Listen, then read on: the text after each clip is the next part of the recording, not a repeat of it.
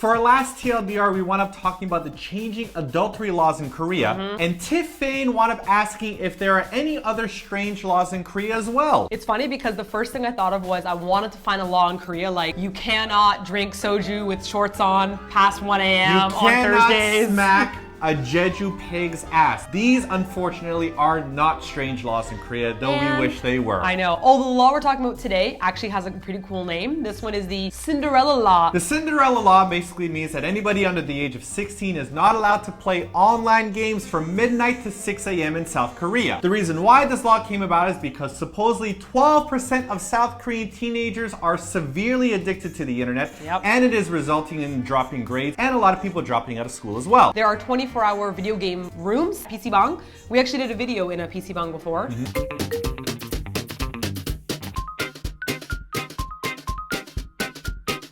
If you plan on camping out here for a few hours, you're probably gonna get hungry. Fortunately for you, we have all the video game food we need. Sodas, lots of coffees, we got lots of junk food here. Candy bars, dried squid, chips and cookies. So you can say that you're going to school, and then you could just skip school and just go to a PC Bang, so you don't have to be at home to play as well. So there are a lot of ways for people to actually drop out of school and play video games all the time. So the law has been around for 3.5 years in Korea, and it started out first for online RPGs, but now it's extended to console gaming and even mobile gaming as well. Now I'm telling you this because I wish I knew about this law beforehand, because I wound up buying Final Fantasy XIV for my PS3, and I thought, oh, it's gonna be great to play, but turns out that it was banned in Korea and I couldn't play it whatsoever. Not only could I not play it after midnight, but I couldn't play it all together, even during the day. And the reason why is because Sony made this game and it's a worldwide game, and they didn't change it just for South Korea so that people could log in. Yeah, so they couldn't log in and Yeah. enforce that. So because Sony didn't play by Korea's rules, Korea banned that game. Okay, so the question you guys are probably thinking at home is how can they ban you? Like, how do they know that you're underage? How do they know that Simon is not a 15-year-old boy that's trying to play online? So the law isn't just preventing teenagers from playing games, it's preventing gaming companies from letting teenagers play games. So in order to play an online game, you have to create an account. And in order to create an account, you have to log in with your Korean social identity number and a telephone number in order to verify your identity. It's your social insurance number. Yeah. Yeah, and you're putting that for a video game online onto the internet. That's crazy because I play Nintendo games online, I play PlayStation games online. I would not feel comfortable giving my full actual government ID to play these games. That's crazy. Now, there must be some sneaky kids who have gone out there and taken their parents' IDs, right? Yes, supposedly 5% of teenagers have hijacked their parents' identities in order to play games online after midnight. And not only that, there is even a black market for stolen adult social insurance numbers that kids can buy in order to play video games online. It is so intense that there is a market for this, that people are buying identities to play online. Outside of the realm of video game playing addiction, I'm pretty sure Korean identity theft is one of like the biggest problems in Korea. Oh, it's huge. Yeah. For those of you that want to know if you're a foreigner in Korea and under the age of 16, does this law apply to you as well?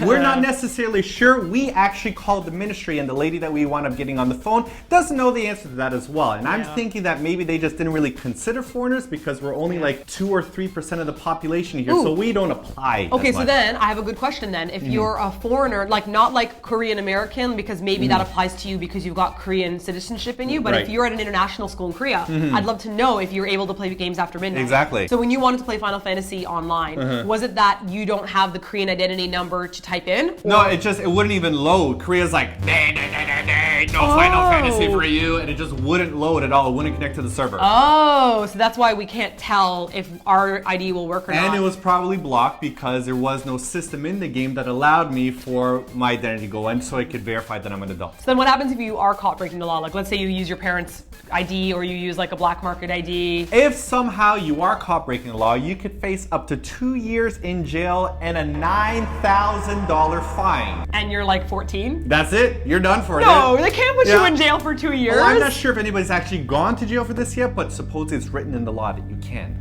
But what are they gonna do? Like throw a 14-year-old in jail? Yeah! How dare you play video games online after midnight? To jail with you, with the rapists and the murderers! Meanwhile, all these taxis are like driving across the street and motorcycles are trying to murder us. People are blowing through reds and they're like, this kid here, Starcraft, Maple Story. 1 a.m.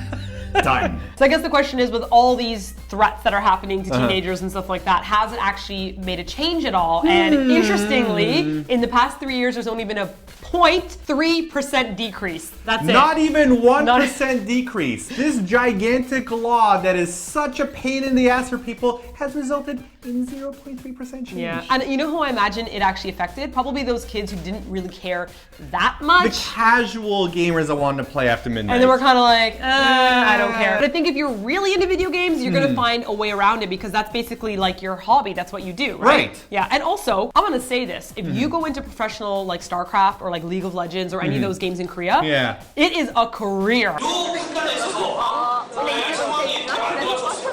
If you are a professional gamer in the top tier, you're earning millionaires and banging celebrities. Yeah, that's how serious it is here. And it's like broadcast on stations with like they got ESPN, stadiums. They don't mess around with gaming here. Well, okay, so there's a couple of problems here. That's our theory behind the addiction to online games. One of them I would say is that there's that idea of this is what you should do and the university you should go to path. So if you want to be, for example, a K-pop star, that's also looked down upon. Right. Like if you spend all your time dancing and training to be the best, there are some families that would be like, that's ridiculous, that career choice.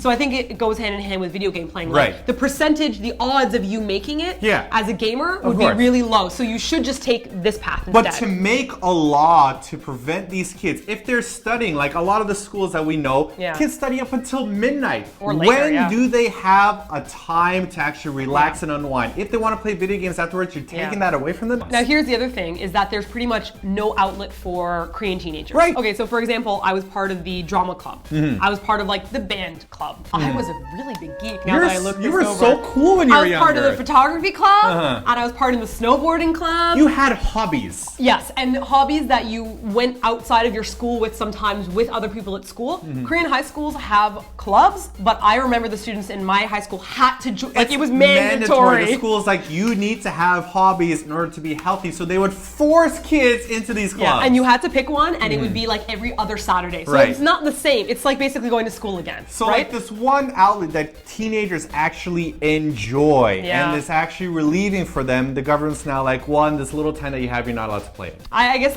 they're trying to keep people from dropping out of school and just doing that all the time, but obviously it's not working yet. Right. Right? 0.3% change, it's not working. All right, we're going to talk a little bit more about this in our blog post, and especially I watched a really cool documentary on how China has acknowledged online gaming as an addiction. And I watched this really cool documentary about, well, I'll tell you about that in the blog post. So make sure you click on the link here if you want to read more about it. It involves boot camp.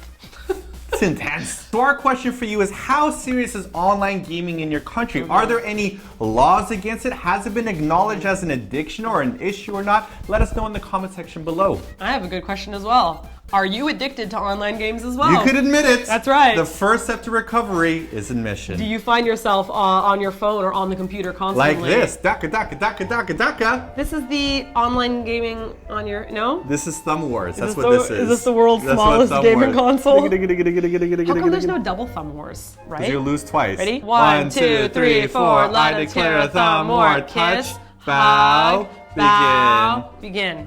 You're gonna lose twice. Cause my thumbs are big. That's one. Hey, keep your hands Ow. close. Oh!